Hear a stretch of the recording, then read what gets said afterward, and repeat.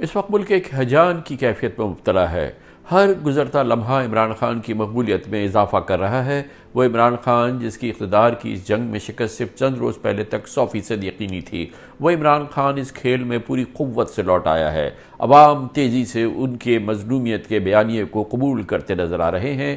نواز شریف، زرداری، بلاول، شہباز، فضل الرحمان کا جڑ جانا عوام کو اس تحریک سے متنفر کر رہا ہے۔ جیسا کہ میں نے عرض کیا، ہر گزرتا منٹ حالات میں تغیر پیدا کر رہا ہے۔ عمران خان کے حق میں چلنے والی ہوا میں شدت بڑھ رہی ہے۔ اس سمت آج تو کمال ہوا جیسے ہی شہباز شریف ویڈیو وائرل ہوئی، جس میں شہباز شریف نے امریکہ کو پاکستان کی مجبوری قرار دیتے ہوئے پاکستانی قوم کو بھکاری سے تشبیہ دی، اور پھر عوامی رائے عامہ کی آندھی چلی جس نے اپوزیشن کے عدم اعتماد تحریک بیانیے کو دھڑام سے گرا دیا۔ دوسری جانب عمران خان کا قومی غیرت آزاد خارجہ پالیسی بیانیہ فراٹے بھرنے لگا۔